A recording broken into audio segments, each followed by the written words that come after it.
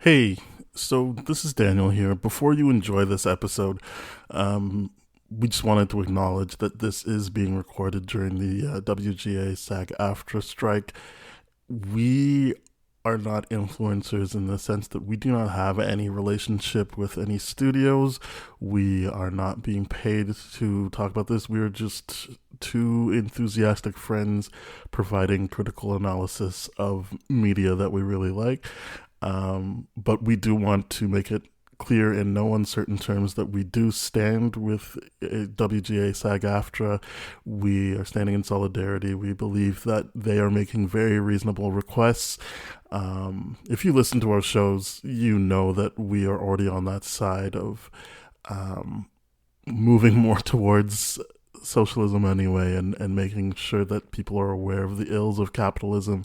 I understand the paradoxical nature of um, enjoying things from these huge companies, but you'll hear anytime we notice them speaking to our more left leaning values, and we are definitely excited seeing actors start to speak about some of our values as well in terms of trying to take back the means of production and making things a bit more equal, and not just talking about money, but uh, as I said, making sure that they have more autonomy and not being scanned for AI so that they have even less control of their tools to work.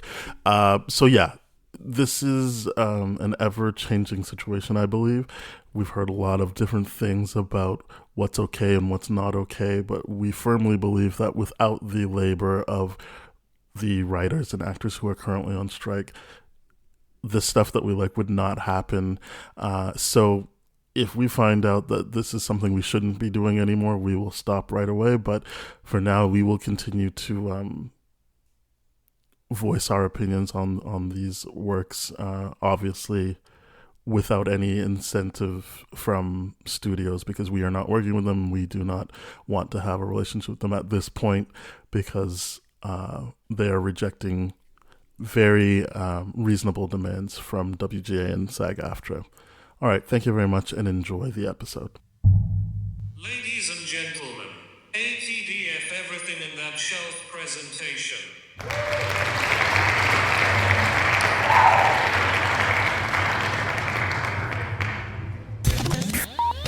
You're now rocking with TDF everything. Spoiled rotten.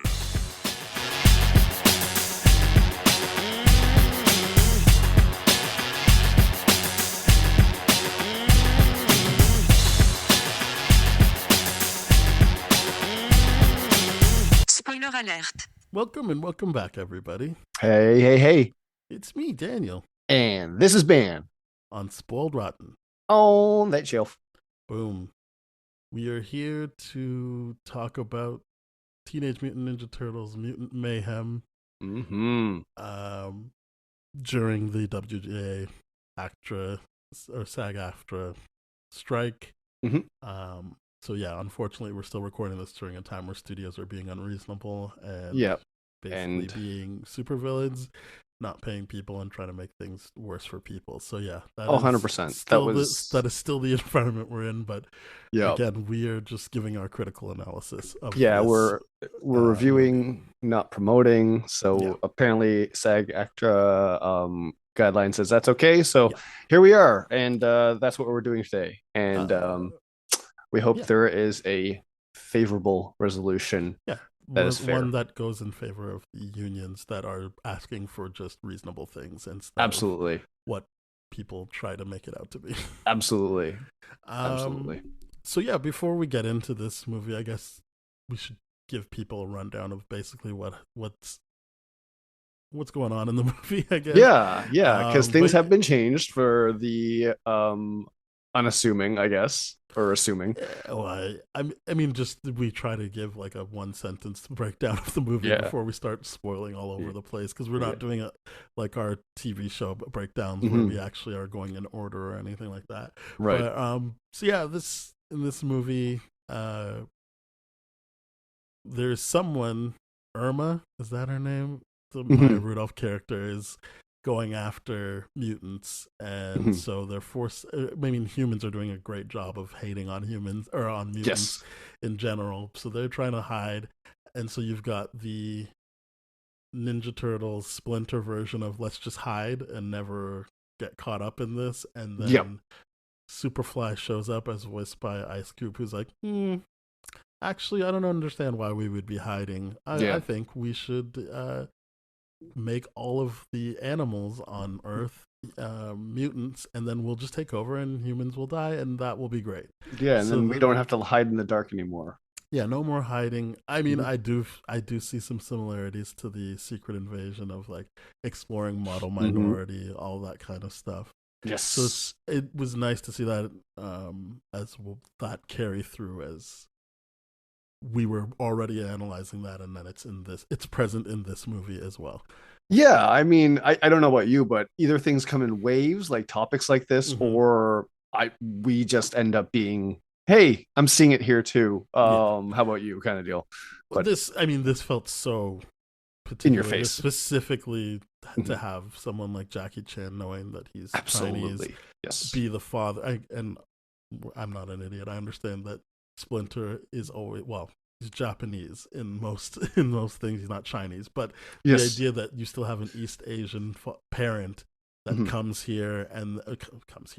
to North America and tries to make sure that Assimilate. you're accepted. Yes, make sure Yeah. that you're accepted, and there's always a pushable. This movie, I think, for better, didn't try and get too much into Splinter being like, hey, like these are my sensibilities. It was just like, no, this is just a rat, and Mhm. then he mutated and was like, well, they're gonna need to defend themselves at some point. So then Right. I like that the way the movie, because I was like, oh, 90s hip hop, that's cool. That's kind of when the movie came out. But I was like, why would they care Yeah. about not and the movie doesn't even really say they care about 90s hip hop Mhm. particularly, but it did show that anything he did was mostly from analog times of having an actual record player to play Yes. music. So it would Mhm. be from a certain time period that Mhm. they're listening to music, and that he's watching like VHSs to train them on stuff. So Mhm. it's all of an era in that sense, even though it's only 15 years. So you're like, well, Yeah. it wouldn't be the 90s, but it is. Well, people were throwing stuff out from the 90s, and that's how they got any type of insights into human nature that way. Yeah, yeah, and it's funny that you put it that way, right? It's this meta commentary, like, hey, this is definitely not going to be the turtles that you know from the 80s, 90s era and all that kind of stuff. So get that out of your mind, because that's where we're saying it, like they're saying it's dated at this point in this. And I'm like, Mm-hmm. very much, because they're doing a lot of great things, even within the casting choices themselves, where I'm like, oh my god, I forgot they casted teenagers in this, and everything they're doing, like with the casting, like Jackie Chan, like you said, is very purposeful and meaning Yes. something. So when people are going like, oh, it's not Japanese, it's not this, I'm like, it's a kids movie. This is multicultural New York City. Yeah. So don't see what the point is here, but they're retconning basically everything here. I Mm. appreciated the retcon because yeah, because I'm like, well, Splinter is generally Japanese, but then this movie is like, no, this isn't like the human that turned into a rat. It's Yes. just a rat, and so that, and he Mhm. happens to talk like Jackie Chan, so you don't have to like worry about like any of that stuff. They Mhm. didn't, and they also didn't have the out of, well, it was just a rat, so we can cast a white person. It was like we wanted Jackie Chan for all he brings with his like ties to martial arts and film and Mhm. all that. We still want him there, but we're not trying to say he's taking over for a Japanese person or to anything. It's just this was a Yeah, rat from New York, and this is how he talks. absolutely. And I forget about the origin, or if they're put scenes in there, if he was a rat specifically from Chinatown, because I would have been like, yeah, that would have been making sense to me. But to me, the idea here, it's just, yes, are they substituting a Chinese role for a Japanese role? Sure, but they're doing away with all that kind of, like you said, a Japanese sensei or a rat that trained with the sensei, or anything like that. It was like, no, it's videos based on this. It's economically, like, he found stuff. This is stuff Hmm. rats would do. It makes more sense. And the idea here too is Um, to be perfectly honest, it's the idea that the Chinese right now are like the most, well, it's specifically saying something about Chinese people in North American culture and specifically New York, where Yeah. the amount of hate crimes and all that kind of stuff. But the idea of they've tried for so long to assimilate and it's still a problem versus there's things like Black culture here and Latino culture and all that kind of stuff that have successfully assimilated into the mainstream media aspect of everything, but where he's not being made a joke, but he's definitely, you're not lingering on that aspect for too long. And I do appreciate the fact that you point that out. It's like we're not focusing on his trauma. It's not his trauma driven story. It's just like, here's where he comes from. Mm-hmm. We get it. Now to the turtles. And Yeah, I'm like, and cool. everything you said about present day and the complications of COVID-19 exacerbating the relationship to Chinese Mhm. Canadians, Chinese Americans, um, is important for how scared they want you to see Splinter. And I like that they're trying to make jokes and be like, oh, they're gonna milk you for your powers and stuff. But like in general, you understand that he's like, I tried to go out there and it's rough. Like Yes. they hate us out there.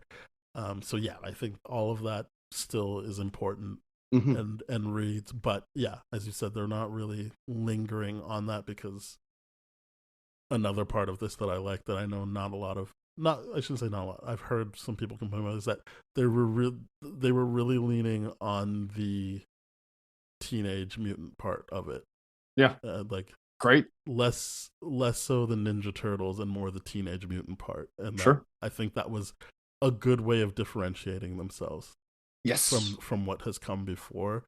Mhm. We talked about it, like what I didn't like about the Bay movies, which was like, yeah, these guys are towering over everyone. You're Mhm. supposed to actually be like, oh no, what are they gonna do? They're up against like bad guys. Mhm. But like in the Bay movies, you're like, they'll be fine. I think they like outpower everybody here Yeah, they're very freaking easily. tanks. Yeah. Whereas I don't think they're smaller than everyone else, but they've never like I like that this movie is showing you the first time they've ever actually had to fight. Like Yes. that was so that and it's not a flashback. It's like they go and they're like, I mean, we have to fight, but maybe we shouldn't, because a lot of the movie is them being Mhm. like, nah, we don't need to get involved, and you're like, oh right, like they don't actually know what to do. Like Yeah. they've been training, and you see what the extent of their training is, like watching videos. So it's Mhm. like, yeah, I mean, it's like we're not masters at this. Like we just have a general idea of this, and Mhm. that I liked in the movie showing like, well, they are on such a, they're so tight knit that they make it work and like they figure it Yes. out. Um, but yeah, I thought that really helped in that first fight scene where they're like, this is the first time we're actually gonna have to do this, and that they're Oh not yeah. doing great right away. Yeah. You're And like, oh well, yeah, they have to figure this out. I like how it speaks to these character moments, how like things drive certain things, like Mikey's improv kind of desire and all that kind of stuff, driving forward that fight in the sense where, yeah, that first fight that they've ever done, that first battle, we were watching it, and I'm like, it's clumsy, it's messy, and it's largely improv and by amateurs. I'm like, this is perfect. I don't want to see polished. I don't want to see, to your point, because the teenage mutant part, people are like, oh, it's not ninja, it's not ninja. I'm like, okay, but Michael Bay's was like, let's be honest here, early 20s mutant turtles kind of deal. Yeah, and well, Um, he always wanted them to be aliens, and he was just gonna call it like I think he was just Ninja gonna call it Turtles. Ninja Turtles. Like Right. he didn't. Yeah, he wanted them to be aliens, not mutants, and I don't think he really cared about the teenage part of it. Sure. So like that's clear in his movie. It is very Yeah, much clear. yeah, You're that's absolutely clear in right about his that. movies. And again, we keep saying it as if he wrote it or directed it. He didn't. It is he just Produced produced it. by. Yeah. Yes, he just produced it. But yeah, I think what I liked about this, especially during that first fight, was like watching Leonardo like gain his confidence through the fight. Like you can Oh see him like being yeah. happy about like, hey, like it's connecting. Like we're doing this. We're actually winning. And I Mhm. think that was the big thing overall with the movie was I got a chance to like every turtle. Like I'm Yes. already like in on the Ninja Turtles, but like I find that sometimes you go to the movie like their movies or even the shows are like, yeah, this is really this is really like Donatello's movie, or this is really Raphael's movie. This really did feel like it was all of them. Like they all had to be a part of the win. It definitely was an ensemble movie for sure. It's just whatever the tasks needed, whether it be Raph's kind of like anger and driving kind of force, or Leo's kind of lead and like direction and coordination, and Donatello's assessment, or Mike's just improv. It's just like every turtle contributed equally to every single thing. Especially, it's best displayed by that final fight. Absolutely, it's best displayed by that final fight. They say it out loud. Again, it's a kids movie, so I'm not here to be like, how come they couldn't just trust the audience? It is a kids movie, and they're not hiding that either. Like I understand that. So I thought, yes, they are reiterating and saying it out loud for you. Like, here is how each individual turtle like comes together to make this a solid unit. And they give each other like positive feedback throughout. Like, obviously they bicker, but like the end of the fight is them being like, and Leo, this is the first time you were like actually a leader and you didn't sound lame, and like, yeah, Mikey, like really good to do that. Like I enjoyed all of that. Team building, because I know people like this about the Ninja Turtles, but it was also like one of the only movies where they didn't try and pit Raphael against Leonardo and have like the team break up. And I was just like, yeah, good. Like, you could, I'm sure they'll do that down the line, but like this movie, it was nice to just be like, no, they're brothers, they love each other. And yes, Raph keeps talking about how he doesn't really want them to be the last faces he sees. But then when it comes down to it, he's like, I think I am going to die. And you know what? Obviously, I wouldn't have it any other way. Like, I'm glad it's you guys this is happening with. Yeah, I think it's different when you're coming from a place where it's like, hey, this is Stockholm Syndrome.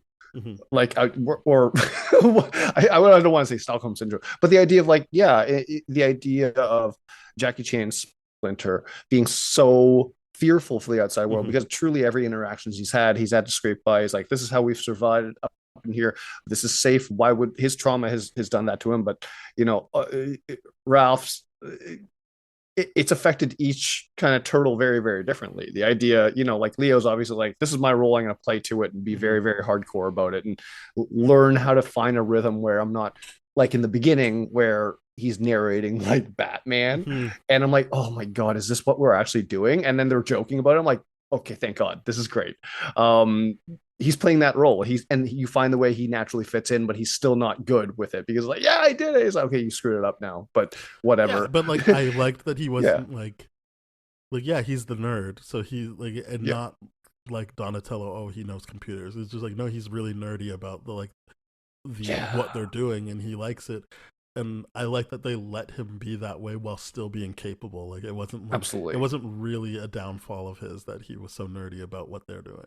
No, because he created the final strategy on like his anime and then like knowledge. At the end of the movie, when they show you him in April, and they're like, "We're gonna like track down these leads," and it's like, that wasn't to make fun of him. That was just like, this is what he loves to do, and he's gonna keep doing it. Yeah, he's mentally stimulated. He's mentally engaged with this, like, right, and that's what is great about each aspect about that. It's like April comes in and does validate each one of those turtles and one of her actions in one way or another, right? And you know, the great thing about this is I like the teenage part of it, and to see, if I were to see, like you said, to point out that they didn't do this, Leo versus Raph in a very destructive way this early on in their teenage parts, I would have been so upset, versus where they're like, oh, he needs an outlet, wrestling is his outlet. Yes, I'm like, yeah, people have anger issues. It's called emotions. He's got to find an outlet. That's a great message for kids, versus everything. It's like, no, anger can never be controlled. I'm like, that's not true. They're ninjas. Their whole purpose is to control anger. And that's what I didn't understand about the ninja part of it. I'm like, okay, well, you guys are really selecting what you want to choose about the ninja aspect of this, because, you know, Raph would not have emotions if he was a good ninja. And he's always challenging Leo, but I'm like, and there's no ego, and it's just he's Leo's lead because of Splinter. So, you know, that's like I said, pick and choose, right? But I think that's what worked about this, is that maybe not everyone who went to see the movie knew this, but I felt like they were really big on like, this is like teenage and mutant part. Like, it's called Mutant Mayhem, so you can see how all of that plays in, but like, these are teenagers. That's what we want to focus on. So like, their Mhm. ambitions are, and I like, unlike Secret Invasion, that the people who think the mono minority thing is going to work are the kids. Like April and the Ninja Turtles are the ones that are like, oh no no no, we'll just be really good and save people, then people will like us. And Yeah, and it's because like Splinter isn't necessarily on board. He's just like, look, I can't get in the way of, if that's what you think is gonna happen, I'm not gonna get in the way of that anymore. But I also like, I that was a very interesting ending of like being like, I we don't live together anymore, basically. Like, you can come visit me, but like, yeah, like, this isn't me being like, I hate you guys, but clearly I was squelching you, like I was suffocating you guys. So go out and do what you need to do. But at no point is he like, yeah, that's a good idea. That people will like you if you save the day. yeah, absolutely. Because and this is where I'm like, okay, this is why I'm like, it's very brilliant that they cast Jackie Chan in this role because I can see a lot of Asian parents being like, "Oh, you succeeded? That's not going to happen twice," or they'll be negative about it somehow in that kind of way. But even then, like the idea of, "Oh, you're going to try this," it's the idea of even if you remove race from it, it's the idea of your naivety, Mm-hmm. your childish, your youth, your innocence, being like you believe good will garner good, and the equations will equal out, and all the world needs is more love. Versus this seasoned person where it's like, no, all I've witnessed is hate. Mm-hmm. All I've seen is ugliness, even though I've tried. And even though I've stayed out of the way people's way, I've just wanted to mind my own business. They still shit on me. So I'm like, yeah, you could, it's a tricky thing because they're pointing out that naivety and that model minority thing as just freshness. And I like that.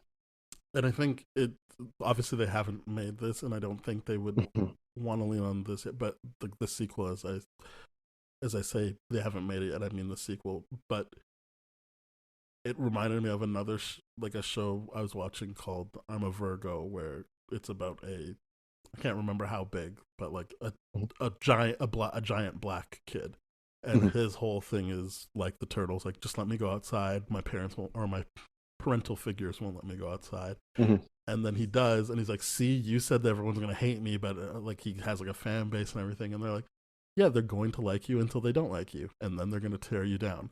And I Yep. think that this movie still leaves room for that, of like, yeah, you saved the day, so everyone's gonna be like, hooray, and then as soon as it's convenient for them, they will tear you down again, because A you're hundred different. percent. You're Yeah. you are different, and that's gonna be a thing. Because at the end of the day,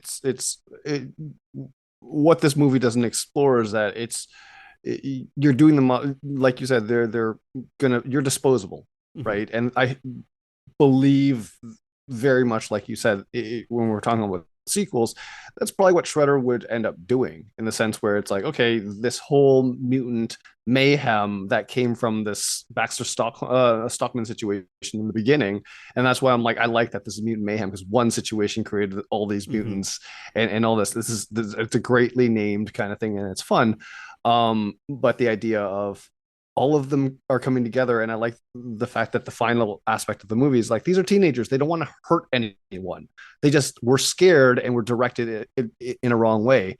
And you can see people, well, the person I saw it with, Joe, he was like, he was a little bit upset that the Bebop Rocksteady and all the Leatherface and all the basically villains Villains. were good people. And then I'm like, well, if they're teasing Shredder, they're doing the high school bit, they're going to turn against them in a high school way and explore that a little bit, and they're going to be villains and all that kind of stuff and hated on and rumored against. And I'm like, that would be a good sequel, because right now everyone, you're right, ended on a high, but where do you go with the sequel? You got to knock them down a I peg. I would say I was only really focusing on the stuff I like. I would Mhm. agree with Joe that it was a bit much that every single uh, mutant that came out of that decided to be a good guy at the end. I was like, oh, I Mhm. mean, anyone who was still alive. I think Superfly died. I'm pretty sure. Superfly, I'm pretty Yeah, sure, died yeah, or Superfly. reverted back to its smallest form. Right. But I think one of the biggest things that it's also trying to say in this movie is like, hey, let's break free of our generational Yeah, yeah. traumas, Oh, and 100%. Like the villain side had it too. Yeah. yeah, that I just think that they'll figure it out however they need to for this sequel. Sure. But it's just like, wow, you just went through a lot of like big names in terms of villains for the Ninja Turtles just to have them be like, no, we're friends. And I think while I can see them turning on them, it still feels like the issue I have with what they're doing with like Venom, Craven, and Morbius, where it's like, I just don't know how satisfyingly they can convince me that these two will ever have issues in the future. I think that at least for the Spider-Man stuff, it's like they never met him, but the movies go to such great lengths to be like, well, we don't hate good guys. Anyone who's trying to do the right thing, we won't have a problem with them. And then in this movie, it was like, well, you actually guys just went through a big thing together and became friends through the like you were already friends and then like had the breakup and then came back together. So it's hard for me to be like, I guess okay, especially with like Bebop and Rocksteady, which because they kept playing them, I felt like in the background. Because to me, it would be like, oh sure, like maybe they get along with them, but then maybe Bebop and Rocksteady for a second movie would be like, we're not really down with the Turtles. Like maybe our siblings are, but not. But they just kind of ended it on like, no, they're all friends. And again, I'm not saying they won't make them villains later. It just, if I had a downside, it would be how that big group of basically any villain I could think of for the Ninja Turtles got turned into good guys. Except for Kang, obviously. Well, Kang's not in it. No, sorry, not Kang. What's his face? Shredder. The brain guy. Yeah, that's Kang. Is it Kang? Yeah. Yeah. Krang. Sorry, Krang. Krang. That's it. I'm like, it's not Kang. I'm like, that's Krang. Yeah, but he's not in it. And other than people think Irma is a version of that, but like I don't. Right. It's just not Krang. So it's hard for me to give people that. I understand that she's still a villain, yes, but and I liked the Shredder tease. I know some people thought that was dumb, but I was like, I'm not, like, what's the point of doing Ninja Turtles if you're not going to bring Shredder in for a bit? Like that's good stuff. It is good stuff. He factored in the way he needed to because this was Mutant Mayhem, so it's not about Shredder. Absolutely. And then you're like, okay, we tried that. Now we're going to try the Shredder thing. And making him more of a merc is kind of a little bit more interesting because now it's like, okay, well, he's a merc. He's got an army, the Foot Clan or whatever. It brings in room, and it's just like the idea of, and like I said, this being they're in high school, and like this is where the high school element can come in. There's like, division within basically Mean Girls stuff happening. And we don't sit with you anymore. And this is kind of why I like the teenage aspect, is because they can have those huge, you're right, they're trauma bonded. They're friends now. They're like, chill, whatever, cool. We're gonna say hi to each other in the hallway. But then there could be the idea that you're right, they're getting bullied. This is what's going to happen. And it ends up being Rocksteady end up being bullies to kind of their defensiveness, their teenagerness. And then that works with Shredder. And there's still room for that. I don't think the movie left it that the other mutants went to school, just the Ninja Turtles. Oh, okay. You're right. I didn't think that the movie was only saying the Turtles were Teenage Mutant Ninja Turtle. Like that was that I liked the joke. It got me to laugh out loud. But that was when Splinter was like, "I was already older, so I became this old, and then you were just baby. So you're that." If you think about it, it makes sense. Don't worry about it. Like even though you see the timeline, and it would make sense that most of the mutants, if not Splinter, would be the same age. I think they were saying everyone is more adult than the Turtles. Okay, fair enough. So I guess they got to get jobs or whatever. Either way, as you said, they can still find ways to be upset at humans and go against the Turtles. It's just, it felt like they, even in a short period of time, resolved any type of tensions they would have had in this movie. And that, I'm not saying that to say that I think there's no way they would make it so that they have tensions in the future. I'm just saying it was a weird decision to have all of them just be like, no, we're friends. Fair enough. But yeah, I think what else was there? Oh yeah, there's that one scene that really stuck out to me because it felt like they were just doing a riff on The Dark Knight, which is I think the first. That Leo thing where he's like narrating No, no, his no. grocery It's the list. first Superfly heist where you see like the guy. It's like the beginning of The Dark Knight where it's like, hey, you know why they call him the Joker, right? And it's Oh, literally right, all right. the henchmen that got paid off being like, hey, you know why you call him Superfly, right? And like Mhm. the music changes to feel like dark. And I was like, oh, is the movie gonna keep doing that? And I don't even know if I like it or dislike it. I was just like, oh, they're really doing The Dark Knight right now. But then it was kind of like the only time I felt like they were trying to do another movie for a bit. Mhm. So yeah, it's just something that came up as like interesting Mhm. because the rest of the movie didn't feel like it was trying to openly copy other movies. No. There's times where you're like, oh, they're paying homage to something, but this felt like it was just like, hey, now let's do our Dark Knight thing, where they're basically doing the same execution of like very specific shots of buildings, and then the henchmen talking about the person they're working for, who's going to be a big mystery. Mhm. Um, so yeah, I just thought like, oh, it's very interesting that they would dedicate so much time to this. Especially, yeah, because they made Easter egg references to Batman earlier in the movie too, like you said. Mhm. Like well, like we talked about earlier, when Leo was doing his thing and Yeah, narrating the grocery list, they're oh, it's the Dark Knight over here. Yeah, I didn't notice that, but I'm glad you pointed it out. yeah, it was just one. Yeah, it was one of those things where I was like, oh, like I don't know how I feel about it. I didn't know if you had caught on to it too, but it was just like this big like section of the movie that was the beginning Mm, of Dark Knight. definitely didn't. Didn't yeah.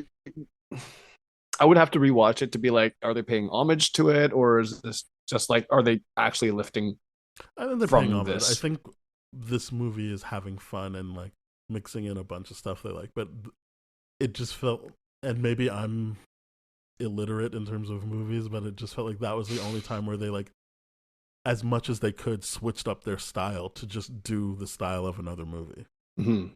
Mm-hmm. And like to your point, there's things where like they reference other things that you understand are things they just watched in their universe. Not they're not saying like, oh yeah, we were there when Hulk was Smart Hulk and was Bruce and Hulk at the same.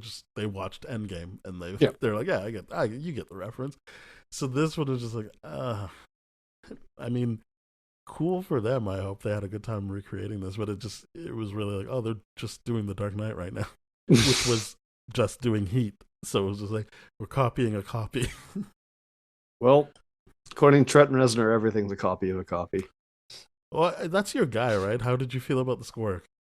I was very, very, very surprised to see his name on this. I love the soundtrack. The score was a lot of fun. I was like, Trent Reznor did this? I'm like, and then I didn't know a lot of people, the voice actors going into this, and I'm like, this is really great.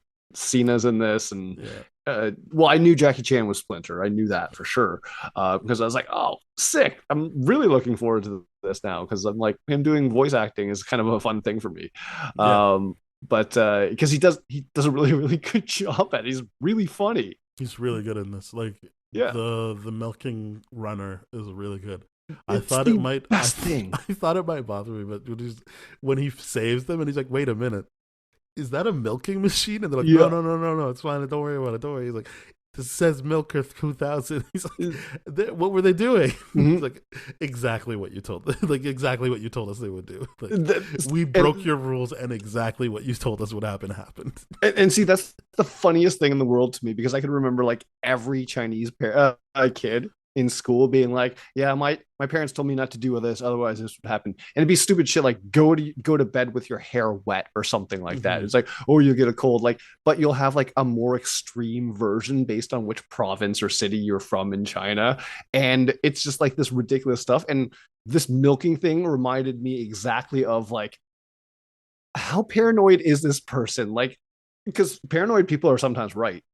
That's what they did here, where they were like, it's like, And wow, he was dead on. Like yeah, when she's like, we're gonna milk them for their powers, I'm like, wow, Splinter was right, and then it, they get milked. and it's so good because I'm like, sometimes, and it could just be a language barrier thing that they're just, oh, this sounds ridiculous because of the word you're choosing. But I'm like, the gag of it, I'm like, Hmm. this is so damn good that be like to be like, hey kids, sometimes your parents are right when they say ridiculous shit. Hmm. Like eat your vegetables, you'll grow up tall. It's like that sounds ridiculous, but it's true. There you go. Yeah, I really liked the score. I thought it stood Mhm. out as something really fun, which is Yeah. again why it stood out to me when they were doing the Dark Knight thing. Like, well, this isn't the score anymore. Like this, they're doing like the Hans Zimmer stuff. But Yeah. Because yeah. it wouldn't surprise me if Trent Reznor was very much a fan of Hans Zimmer's work. But I mean, Well, I to mean, directly at this lift it, point, I I'm feel like pretty sure. he's done enough work on his own to just be his own guy in Absolutely. terms of I mean in terms of film composition. Like Yes. he did Social Network, he did Soul, he's Mhm. done like I know I only listed two things. I should have had a third one in the bank, but like he's done enough where you're like, oh no, like that guy just knows what he's doing in terms of film scores. And based on the hip hop of the trailers, I didn't know how it was gonna fit, but I was like, it fits the movie. It It works fits in the very movie. well. Yeah. Because you're absolutely right. I was like, okay, the hip hop nature of this mixed in with what Trent's doing, I'm like, okay, he just because this is what I love about Trent Reznor, right? Because I'm a huge Nine Inch Nails guy. Yeah. He just he knows how to make a vibe with music, Hmm. and in this, the thing that works well for me too, I'm like, he knows how to take a back seat when he needs to. He knows when to like really, really go at it when it's just really, really well mixed in that regards. I'm like, to see him do this was a lot of fun. And to me, I'm like, I'm imagining Trent Reznor being like, I'm a huge Teenage Mutant Ninja Turtles fan, and like the fact that Seth Rogen asked me to do this was like a dream come true. Like I'm like, that's what I want to imagine. I have no idea, but yeah, I love the Um, mix. It was great. I also want to imagine he's a Ninja Turtle fan. I hope. Well, I mean, there's some people involved where I'm like, well, I'm sure they just are friends with Seth Rogen, but I hope Yeah, most people involved are. yeah, because we know for sure Seth Rogen's a huge Ninja Oh Turtles yeah, fan. Like, he's no doubt. that's all they've been talking about Yeah, was his fandom. yeah. Um, but yeah, I mean, a big plus for me was when they realized, okay, we have to go to all the crime families to find out who Superfly is, and they like Mhm. take them all down to no diggity. And I was like, That was great. this is great. I like the movie is really gonna have to do a lot to screw this goodwill over. Like it Yeah, never quite does it, but I and mean, it screws up the goodwill. But like I was like, yeah, this is great. This is exactly what I wanted to see. Like some fun stuff, mhm, great music. and the way it was cut and edited together, where it's like, oh, they're doing one action sequence with multiple different villains at the same. And Hmm. there's, it was so brilliant to me. I'm like, to no diggity. I'm like, yes, this is great. And Highlight, a yeah, very big highlight of this movie, except for the milking thing. The milking thing would just be milking like, stuff is great. it's just a good ongoing joke that got payoff finally. Um, and I did like I know what Seth Rogen said was that he like which goes against most animation stuff now, which was just like I liked being in the actual studio with Billy Eichner and Donald Glover when we did Lion King, so I made sure that the turtles were in the studio Mhm. together when they were recording, and you can tell, like, yeah, not all the jokes land, but you can tell it's because they get to actually be in the room together and feed off each other's energy that they're like Yeah. talking like teenagers, Mhm. which and the director said that he just didn't cut sometimes just so he could get some just off the cuff stuff and freshness. I feel like that's probably where a lot of the pop culture references came through from, like just Yeah. letting them go with it. Yeah. It was. I heard. I did hear that there was a couple of things that they were like, um, basically they used the improv Hmm. aspect of them talking about YouTube videos or stuff like that to be like, okay, let's put this aspect in the movie. And I'm like, it it added so much fun that they were actual teenagers. Like honestly, it I added think so much that's fun. what would help because then it doesn't feel like a bunch of adults writing what they think teenagers would say. Obviously, Yeah. to a point, they have to do that, but Mhm. letting them just riff together probably gave them a lot more to work with, so that it felt like you're surrounding the stuff you need to put in there with a bunch of stuff that feels like world building or at least character building for them. Right. Right. And I think it's like I think a lot more people are celebrating this in the action comedy aspect of like, hey, look at what Ryan Reynolds does all the time. He just free balls on the spot. Let's take a lot more improv into consideration. And I'm like, considering let's trust in our casting directors to represent the characters that we're getting them to portray, right? Let's get them to be actors. That's why we'll Yeah, support the strike. I think the kids do a great job. They're As I said, amazing. it didn't feel like there was like a weak link to the turtles. No, It, not at like they all. are all on the same. They're different. Like I feel like you can definitely Hmm. tell them apart. It's not like they all mix together. I always Hmm. say the gonna stop making fun of these Michael Bay produced movies, but I don't when think I you saw should, by the way. when I first saw the first one, the kid came out of it and had no idea which color went with which turtle. And, Oh, that's a like big I think failure. he had like a Michelangelo band. He's like, I'm Leonardo. I'm like, you're not. Like, did you not watch the movie we were just watching? Like, Well, I mean, that's the funny thing. It's just like when I speak about picking and choosing, people forget that the original Turtle comic book was like, hey, yeah, they're all the same color. Maybe mhm, let's give one suggestion. And yeah, sure, the suggestion was based on toy sales that they changed the color. You can sell more toys. And I'm like, you know what? It gives them more identity. It is after everything a kid's thing where, yeah, predominantly toy sales driven and all that kind of stuff. And if you watch the toys that made us kind of special on the Teenage Mutant Ninja Turtles, I'm like, yeah, a lot of the toy sales drove the writing for the show. mhm. So, Oh, for sure. Well, I mean, and I I like the tried reading references the for stuff where they're all the same color, and I'm like, it's it's hard. tough. They It's don't have really hard when personality. you're the one doing the voices in your head because like Mm-hmm. I genuinely like have to wait a bit before I know which one is talking. Yeah. The visual cues are much appreciated as to which one is which. Yeah. And then what I find also, if I'm reading those, like I've tried a couple, I'm like, oh my, this is so hard. It's me projecting what I feel the turtle should be Hmm. based on these Hmm. kind of things onto the original. So I'm like, the original where you couldn't decipher them, that wasn't good. Like, you, as stupid as it is, yeah, Power Rangers did it. You need colors to differentiate Hmm. people and to see what their And the personalities are. personalities, which Yeah, like yeah, I think this movie does a great job of that of having absolutely. like it to the point where I'm like, yeah, like the colors are just there, so you're like, I get it. Because even at the end of the movie, by the end of the movie, when they do take off their bandanas, you still Yes. know.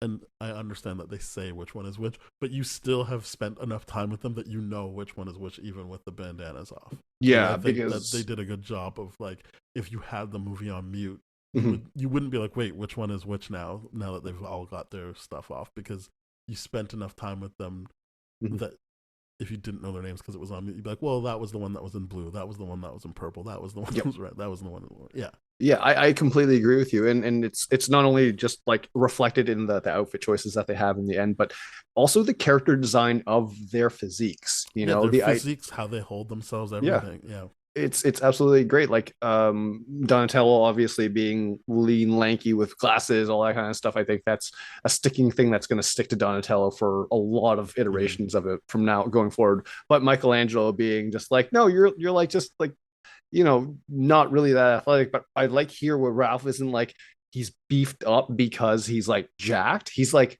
no, he's just a bigger boned Mm-hmm. kid. And like he just has a bigger frame than everyone else. And it's, finally he gets to the gym and all that. But Leo's the one that's like, no, he's the one that's like actually looking athletic. And it would make sense given the training he would do and all. I'm Mm-hmm. like, it's good character design. You don't need the color by the end, like you said. And it's great stuff. But it's because you have to, that is a huge success. Like you said, the Michael Bay thing. I'm like, oh, that's a huge failure. That Yeah. there's no differentiating aspect of it. You need to know based on just the weapons alone. That's it. Yeah, it relies on a, a bunch of stuff for the Michael Bay stuff. But yeah, Yeah. I think that we haven't really talked about Superfly. So We haven't. so the story in this was, I think they were going to do Baxter Stockman just turns into Superfly, because he does turn into a fly thing, not Superfly, but he does turn into a fly in some versions of the stories. Yeah. But they just made it two separate. I think that works. That he's just Baxter Stockman, and then his house gets raided by Irma. I should probably really look up what her name is. I don't even think it's Irma, but like he gets raided, and I like that they give you all this time with showing how much he loves his mutant babies Mm-hmm. and how much he cares for them. Um, Again, you get a black father figure in this, Mm-hmm. um, being basically stripped of his family and Mm-hmm. his talents, his work that he's done, but then basically completely forgotten after that, after they Yeah. kill him off. But basically, yeah, so then that makes sense that you get Ice Cube, who in real life is pretty militant, and then get Mm-hmm. him to be the militant mutant that's like, no, I'm not going to just let humans run the world Mm-hmm. after they did what they did to my dad. And like, um I and the movie touches on it. He's like, no, me and Splinter are the same. Like he Mm-hmm. he's overbearing just like I'm overbearing. That's so we can get what we need to get done. We know we're Mm-hmm. right. Yeah. Stop fucking around. And so that makes sense that there would be a split between him and his siblings. Yes. It was just that they all were like, and we're so then there's only good or bad. It's Mm-hmm. like there's no in between here where I can be like, well, let me see if I can figure out how I can honor my dad another Right. way. Right. You're right to point that out. I like how a lot of the driving force behind a lot of the traumas with both these characters, Baxter Stockman and Jackie Chan, is social isolation. Mm-hmm. But the idea of like, where Ice Cube is coming from is the idea of like, yeah, I agree. We need to make this safe for us. But this is my definition of safety, and it's based on aggression, based on, hey, I saw what happens when you're trying to mind your own business and you're Mm-hmm. trying to do your own thing. And like that opening monologue that Baxter Stockman has, I'm like, this is a great development side of this story, of this character. And it actually kind of bummed me out that we don't get to stick with Baxter Stockman a little bit more. I mean, that would Um, be another um minus I have for the movie is that like yeah, you don't get I would argue there's characters you just don't get enough time with that I agree. really you could have used more time with them. Yeah. But because I love what Giancarlo did with Baxter Stockman's character, and just the idea of like how Superfly originally is like, hey, I'm like going to protect my dad right now, and starts scratching up, and shows you that his reaction to fear was violence, Mm-hmm. and Jackie Chan's reaction to fear was Run away. hiding and running and all that kind of stuff. So literally fight or flight, Mm-hmm. in front of you. And it's a great, very on the nose kind of portrayal of this. But I like the fact that he's like, he finally makes that connection. We're the same. And I'm like, yep, I'm glad you said it. Yeah, because that's exactly what's happening. It's Yeah. like they both know what the danger is, Mm-hmm. and as you Safety is said, their priority. they're Yeah. both like, so we're gonna fight. No, we need to fight. But like that, as that pertains to the people within their care, it's the same thing. It's the Yeah. same result, which is fuck off, or shut up and listen to me. Just Yes. stop trying to like do your own thing. Just listen to me. I know better than you kind Yeah. of deal. I'm authoritarian. Like my lessons are universal. Nothing will ever change. Mm-hmm. Yeah, I love that. Yeah, some good stuff there. Mhm. Yeah, I mean, I know people have been like, it's a pretty thin plot. Well, I guess we haven't talked about April either. It's a How kids she movie. Of course, it's a thin plot. I just didn't think it was that thin. It's not I think thin.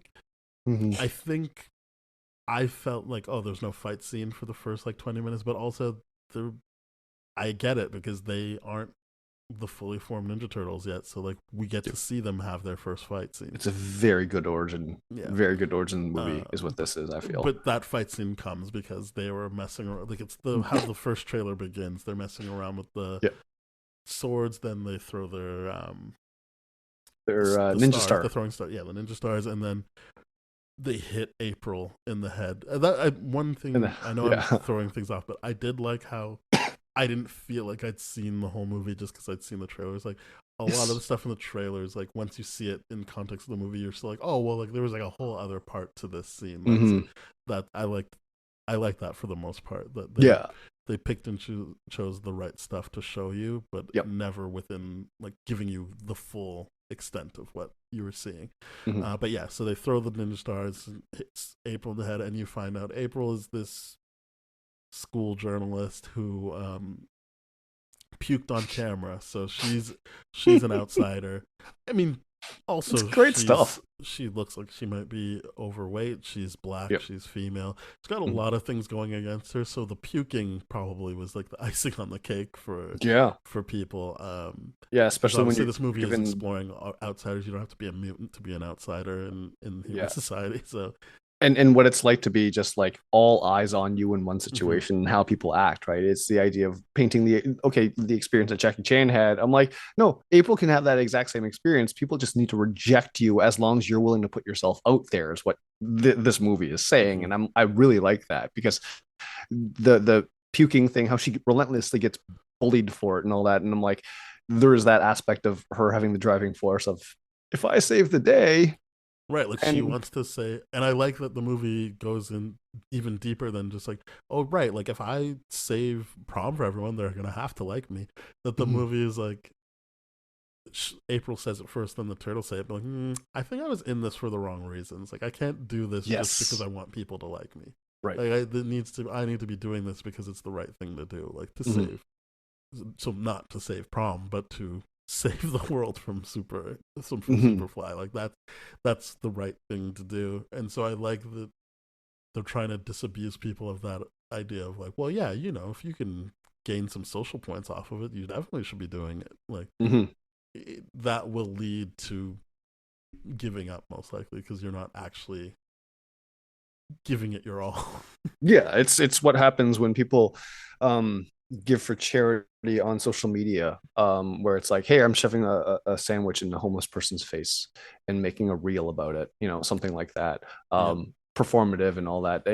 That's what the driving force was. We're going to perform to be the best version Mm-hmm. or the version of us that you will accept. And that's, you know, it's obviously unsustainable, but it's a kids movie. And I like that they're learning that lesson. It's just Mm-hmm. like, you know, I have to do this for the right reasons. And I like how everything accidentally scales up, where it's like, oh, her driving force is trying to save prom. It just so happens that saving prom includes taking care of the lockdown or like the curfew across the Yeah, city. right. I'm like, that's a very funny thing to do. Uh, Someone else pointed this out. I don't remember who, but I remember thinking about it, which was her cue cards had hearts over them. So I'm like, so ostensibly she wasn't an outcast right away. Like it seems like people but I think that's still part of what I was saying earlier. Like Yeah. they like you until they don't like you. Like it's Yeah. like it is beneficial even for her team there, like the crew that's Mhm. doing the news that I don't think is what the cool kids are doing. To be like, Right. ugh, well at least we're not like April or puke here. Like it like Yeah. Yeah. Because, people join the AV club for tons of clout, in high right, school. exactly. So like It, they're already doing something that I think people would laugh at, but then yes. they can be like, wow, we're not as bad as her or something. Like it's the Yeah. idea that they like you till they don't. Or until like your social thing is going to bring them down too, right? Because Right. it's the idea of like, hey, I love you, I support you, but I can't be seen with you right now. Mm-hmm. And like it's that kind of shit where it's like, oh, like I said, social isolation. This whole movie is driving forward that isolation force of like a lot of different characters, right? They're turtles being like Raph being like, I don't want to see you three faces, you three faces. Mm-hmm. Um, it's all coming And from there. It's the good. Raphael stuff makes sense because it's like, Yeah. yeah, he's a teenager. He wants to get out and see other things. So like, I don't want to just only have known my brothers and my dad. Yeah. Like I guess that's what I mean by more successful to me than other movies where I'm like, Mhm. ugh, like this guy's such a like, why does he keep breaking the team up and like, whereas this is like, Right. he's not threatening to go out and do it on his own. He's just saying like, that is what I'm working towards, which Mhm. is us to have our own spaces. Yes. Yeah. Not you're not doing what I want to do, so fuck you, I'm out. If anything, I feel like Ralph or is like super, super like he just doesn't have a language to describe it, but he's like, hey, I want my own interests Mm-hmm. too. I don't want to be codependent. is what he's exactly. basically saying. I'm Yeah. like, yeah, that's very healthy. And when he finds wrestling, I'm like, this is great. Like, this is a great iteration of Ralph. He doesn't have to be toxic. He just has anger issues, and that can be dealt with appropriately. It's great. I like it was like it's not a problem. I Like, like how they you keep gotta, you gotta, commenting on it the entire movie yeah. too. It's like, Oh yeah. we need to figure something out for you, because I'm like, and when they finally do, I'm like, this is great. Yeah, Yeah. this is what sports is great for. Um. So we got April. Yeah. She I that was the other thing that really got me to laugh out loud was she has to go on the news to save her friends because Yes. the news is like, no, it's the turtles, they're the ones that are doing this Mhm. terrible stuff, and she has to get on camera, which she said is the one thing she doesn't want to do. Yeah. She has to get on camera and be like, it's not them, and you Mhm. think like she swallowed her puke, okay, and she gets out a couple sentences and then pukes anyway. I'm like, that was, you got me. I really thought she wasn't gonna puke. Like Yeah. the fact that she pukes anyway, and she's like, sorry, I puked, and then Yeah. keeps going. You're like, yeah, good for you, April. I really like that too. I really like that. The sign of like, hey, the worst thing has already happened, Yeah, and this is a lot less than last time. And I right now, what's important is I save my friends and I stop people from spreading terrible rumors about them. and saving the day, It's like great. that's the thing. Like, if her thing was like, oh, I'm gonna save prom and people will like me, then she'd be like, oh, I puked again, no one's gonna like me. Versus Exactly. now when she's like, no, I'm in this because there's a very real threat, Yeah. and I know my friends aren't doing the wrong thing right now. Like, Yeah. she's like, yeah, whatever, I puked. Let's get back to what's important here. It's great. She's like got over her, like she just got it out of her system. You're gonna puke. Better out than in. Just better out than in. But it's great stuff where it's just like, yep, my friends need me. I'm gonna save the world. I'm doing this for the right reasons. I don't care if people laugh at me if I puke. They've Hmm. already laughed at me and Yeah. bullied me already. When I like that aspect of like, I'm gonna wear this proudly. It's gonna be a defense thing now of like, like I've already beaten you to the punch of what you were going to say. And, you thought you were being clever. Nope. I'm already laughing at it. So disarm, buddy. It's great stuff. And I liked um earlier in the movie when she's filming them because they're gonna show like how they save the day. It's like, is this supposed to like make people like you? Because I don't think it's gonna work, and it's actually kind of because yeah, they're just teenagers who haven't socialized with anyone else, so they've got their own thing. And Yeah. They're being obnoxious boys. yeah, I like And it. I'm like, yeah, nobody likes that. It's Yeah, like, nobody likes you when you're 23, like the Blink 82, well, when 82 song. I'm like, yeah, when you're that young, that obnoxious, and you only are able to do inside jokes. hmm I'm like, nobody likes that. And it's great that she points it out. I'm like, yeah, it's because you guys you're weird homeschooled kids. hmm exactly. Yeah, you got to get to school. You guys definitely. But I think that is the plan. Is like they're gonna do like 2 seasons. Well, uh, who knows what will happen now that studios are Writer being strike, yeah. unreasonable. But I think the idea was they were gonna have 2 seasons of them at high school that would lead into the second movie. Oh, that would be neat. That would be fun. I would like that. Um, But that and yeah, I think that hopefully, would be the way to do it. Like really be able to like yes. explore that in a longer format, and then Yeah. have the movies be like the big events. Like Yep. I would like that. I think that's a good idea. But yeah, I think that's it because they don't really none of the villains outside of Superfly actually have any kind of No, they're leaving the board open for them to write more stuff later. But yeah, I like do like those little things where I'm like, oh, that was Post Malone. That's fun. yeah, like they have funny moments. I think Yeah. all of the villains have a funny moment, even the Yep. one that doesn't talk and ends up dating Splinter.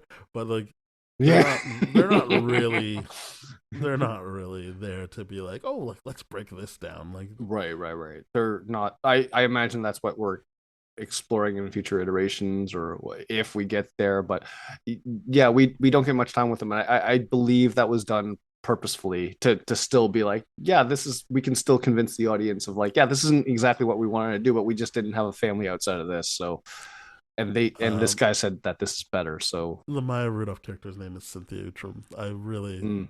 don't know what I was saying before, but yeah, Cynthia. that's that's the character. Hey, She's don't ask me. I want to offer out Isabel, and that's totally wrong for so many different reasons. But yeah, I think it's a fun movie. It is definitely a kids movie, so there's Yes. don't don't go into it thinking you're going to get. I think it might be unfairly compared to Across the Spider Verse, which is Oh, absolutely. It's going unfairly for compared to that. something um a bit deeper. I think this Yes. is it's got its moments, but I think it's very squarely being like, this is for kids. If you like it Right. because you have some kind of nostalgia for the Ninja Turtles, great. But like, this is for kids, and I think Yes. it's successful at that. Yes. There was just some stuff that I was just like, I wish we had more time with some of the other villains. Like, and again, I'm even fine with them keeping the Rocksteady and Bebop stuff where it is because they have plans for them later. It was just like some of them have to pop, not pop. That's not the right word, but some of them have to be a bit more developed than just Superfly. Cynthia is developed. I like her as a long-term villain as well, pulling the string. Like, I, the fact that when you're watching the post or the mid-credit scenes that it pulls out from them from prom, you're like, oh shit, she's watching them. Like, because it starts off with their footage, and then you're like, oh no, now you're watching Cynthia's footage. That felt creepy. I'm like, okay, like she's someone to be reckoned with, obviously. I like that, and as I said, I like the Shredder reveal. That made him feel like, oh yeah, that's going to be a big deal when it happens. But yeah, I think how overall how they dealt with the villains, as in the mutants that create the Mutant Mayhem, felt a bit rushed and not quite satisfying for me in terms of where how all of them ended up just living with Splinter. Yep. Yep. I completely do agree with you about the fact that it's unfairly being compared to Across the Spider-Verse. One, the kids movie point like you made, I'm like, yeah, the fact that I'm willing to accept the ending of this movie being the pro model minority thing, because I'm like, yeah, this, what are you going to tell kids? You can't tell them that to it doesn't matter what you do. Like, that's not what you want to hear at that age. Like, I would be like, oh, that's a I dark think ending for a I kids think the movie. good thing is that they were showing you that Yeah. April and the Turtles made a decision based on Yep. the right thing to do and not what would make people like them the most. Exactly. They stay true to themselves, and that's the message, right? And Yeah. the idea too, but it at the end of the day, it's like, yeah, that's always gonna work. And I'm like, that's very Right. obviously naive. Yes, And that's exactly. why I'm like, this is a kids movie. Everything's gonna work out the best if you hope and wish and all that kind of stuff. Yes. It's a kids movie. So I mean, it's so unfairly comparing that, because I'm like, I would say Across the Spider-Verse is a kid-friendly movie about a kid protagonist, but there's a lot of adult, very mature themes that they do a much better job of exploring. This is just touching upon, like, oh, for example, this is why daddy is this way if he's protective and all this kind of stuff. I understand it's like helping that kid bridge that gap. I'm like, no, if you're going to compare it to Across the Spider-Verse, let's get out of here. Let's not talk about this conversation, Yeah, because I might as well talk about Vin Diesel being nominated for an Oscar for the last Fast and Furious movie. Like, that is just, it's a completely different ballpark I see here anyways. Just because people are like, it's an anime movie, I'm like, get out of here. That's a bad argument. right. No, I think this is good in its own right. It doesn't need Yes. to be compared to anything else other than other Ninja Turtle movies, which is what I tried to keep it compared to. Let's just Let's rate just this rate this movie. thing. Yeah, let's get to the rating part. All right. I will give this an 8. I think it's very strong. I liked it. It was fun, but I thought some stuff was rushed and not the best executed at the end. I'm giving it an 8.5. I like this direction. I like the fact that they're like, yeah, this is what we're doing. They did it. I really appreciate that they're just really leaning into the kids part movie. I really, really do. And I'm very excited to see what this new iteration does, because yeah, it's obviously retconning a whole lot of the origins. I'm like, all right, let's see what this Shredder is going to do, because it's got to be funny at the same time too, right? Can't be dooms and glooms. So Yeah, very excited to see what they did a is good job of happening. being like, we don't want this to be like dark and gritty. We want to Yeah, have fun with Teenage Mutant Ninja Turtles. yeah, yeah. Like even the Superfly at the end being like, oh, he's a fusion of a whole bunch of different animals. I'm like, that's funny, but it's Mhm. legitimately scary at the same. But it's funny. Yeah. Yeah. I'm looking forward to this because I had a lot of fun with this movie. Okay. Yep. Well, we'll be back next week with another episode. Thank you very much for listening today. We are part of the That Shelf Podcast Network with other great shows like Bad Game Movies, Contra Zoom Pod, Springfield Googleplex. So please go to thatshelf.com. You'll find those shows, our show, and more shows. You can go to tdfeverything.com/spoiledrotten if you want to hear older episodes of our shows, and we're on all sorts of podcast platforms. So you can go there, rate, review, share, follow, do everything you need to do. Our email is spoiledpodcast@gmail.com. Our Twitter, our threads, our Instagram is at TDFSpoiled. So please get in touch with us. And yeah, we'll be back. Thank you for listening. Cheers. Bye-bye.